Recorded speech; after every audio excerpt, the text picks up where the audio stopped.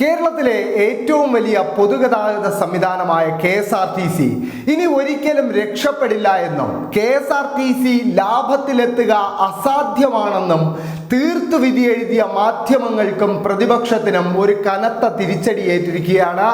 കേരളത്തിലെ ഏറ്റവും പ്രധാനപ്പെട്ട പൊതുഗതാഗത മാർഗമായ KSRTC അതിൻ്റെ ചരിത്രത്തിലെ തന്നെ ഏറ്റവും വലിയ പ്രതിദിന വരുമാനം സ്വന്തമാക്കിയിരിക്കുകയാണ്. ഇക്കഴിഞ്ഞ ഡിസംബർ 23-നാണ് KSRTC അതിൻ്റെ ചരിത്രത്തിലെ തന്നെ ഏറ്റവും ഉയർന്ന പ്രതിദിന വരുമാനമായ 9.22 കോടി രൂപ സ്വന്തമാക്കിയിരിക്കുന്നത്. 2023 ഡിസംബർ 23-ന് സ്വന്തമാക്കിയ 9.06 കോടി എന്ന സ്വന്തം റെക്കോർഡ് തന്നെ മറികടന്നുകൊണ്ടാണ് ഇത്തവണ 9.22 കോടി രൂപയുടെ വരുമാനം KSRTC സ്വന്തമാക്കിയിരിക്കുന്നത്. കൃത്യമായ പദ്ധതിയിലൂടെ നടപ്പാക്കിയ ഓൺലൈൻ ബുക്കിംഗ് അടക്കമുള്ള സംവിധാനങ്ങളിലൂടെയാണ് ഇത്ര വലിയൊരു ലാഭം സ്വന്തമാക്കാൻ KSRTCക്ക് ഈ ക്രിസ്മസ് കാലയളവിൽ സാധിച്ചത്. KSRTCക്ക് കുറച്ചു കാലമായി ശുഭകാലമാണെന്ന് പറയേണ്ടിയിരിക്കുന്നു. കാരണം ഒരു പ്രത്യാശയുടെ കണിക KSRTC ജീവനക്കാരുടെ ഇടയിലും KSRTCയെ നിരന്തരം ജീവിതത്തിൽ ഉപയോഗിക്കുന്ന സാധാരണക്കാർക്കിടയിലും പ്രതീക്ഷ പകരുന്ന ചില വാർത്തകളാണ് കഴിഞ്ഞ കുറച്ച് നാളുകളായി KSRTCയുമായി ബന്ധപ്പെട്ട് പുറത്തു വരുന്നത്.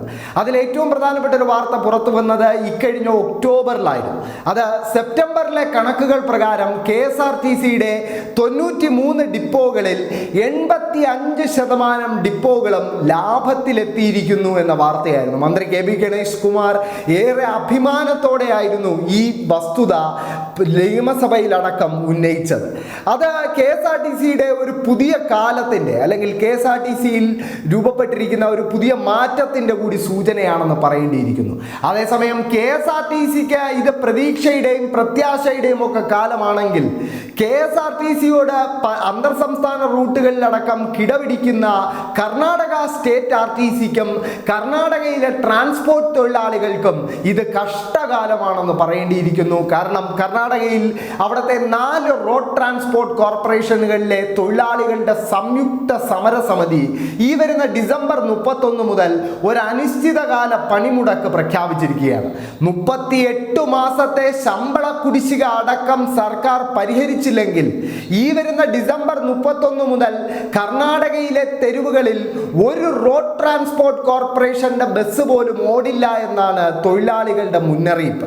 തൊഴിലാളികൾ ഇങ്ങനെ ഒരു കടുത്ത തീരുമാനത്തിലേക്ക് എത്തിച്ചേരാൻ പലതുണ്ട്. കാരണം ഒന്ന്, 38 മാസത്തെ ശമ്പള കുടിശ്ശിക. BJP സർക്കാർ കർണാടകയിൽ അധികാരത്തിൽ ഇരിക്കുന്ന കാലം മുതലുള്ള കുടിശ്ശിക ഇപ്പോഴും കൊടുത്തു തീർക്കാൻ ബാക്കിയുണ്ട് കർണാടകയിൽ.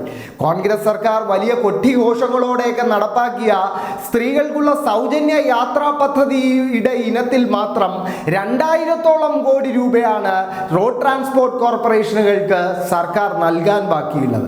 ഇതിനു പുറമെ ആരോഗ്യ ഇൻഷുറൻസ് നടപ്പാക്കണം, ശമ്പള പരിഷ്കരണം നടപ്പാക്കണം എന്നീ ആവശ്യങ്ങളും തൊഴിലാളികൾ മുന്നോട്ട് വയ്ക്കുന്നുണ്ടെങ്കിലും ഈ 38 മാസത്തെ ശമ്പള കുടിശ്ശിക തന്നെയാണ് തൊഴിലാളികളുടെ ഏറ്റവും പ്രധാനപ്പെട്ട ആവശ്യമെന്ന് പറയേണ്ടിയിരിക്കുന്നു. തൊഴിലാളികൾ ഈ വരുന്ന തിങ്കളാഴ്ച ലേബർ കമ്മീഷണറുമായി ഒരു ചർച്ച പ്രഖ്യാപിച്ചിട്ടുണ്ട്. ആ ചർച്ചയിൽ അനുകൂല തീരുമാനം ഉണ്ടായില്ല എങ്കിൽ ശക്തമായ സമരവുമായി ഡിസംബർ 31 മുതൽ തെരുവിലിറങ്ങാനാണ് തൊഴിലാളികളുടെ സംയുക്ത സമരസമിതിയുടെ പ്രഖ്യാപനം. ഇതിനിടയിൽ യൂണിയനുകളെ തമ്മിൽ തെറ്റിച്ച് സമരസമിതിയെ പിളർത്താനൊക്കെ കോൺഗ്രസ് സർക്കാർ ചില ശ്രമങ്ങൾ നടത്തിയെങ്കിലും അതൊക്കെ തൊഴിലാളികൾക്ക് മുമ്പിൽ പരാജയപ്പെടുന്ന കാഴ്ചയാണ് കാണാൻ സാധിച്ചത്. ഈ കർണാടകയെ 38 മാസത്തെ ശമ്പള കുടിശ്ശിക തൊഴിലാളികൾക്ക് നൽകാൻ ബാക്കിയുള്ള കർണാടക സർക്കാരിനെ കണ്ട് പഠിക്കണമെന്നാണ് ഇടയ്ക്ക് ചില കോൺഗ്രസ് നേതാക്കൾ കേരളത്തിൽ കിടന്ന് പറയാറുള്ളത്. അവർ പറയാറുള്ളത് കേരളത്തിലെ സർക്കാരും കേരളത്തിലെ KSRTC അടക്കമുള്ള വകുപ്പുകളും കർണാടകത്തിനെ മാതൃകയാക്കണമെന്നാണ്.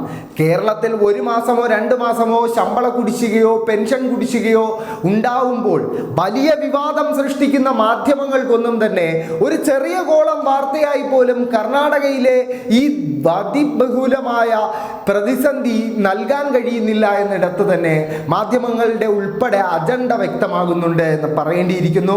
എന്തായാലും കേരളത്തിലെ KSRTCക്ക് ഇത് പ്രതീക്ഷയുടെയും പ്രത്യാശയുടെയും കാലമാണെങ്കിൽ കർണാടകയിലെ റോഡ് ട്രാൻസ്പോർട്ട് കോർപ്പറേഷൻ തൊഴിലാളികൾക്ക് ഇത് കഷ്ടകാലമാണെന്ന് പറയേണ്ടിയിരിക്കുന്നു.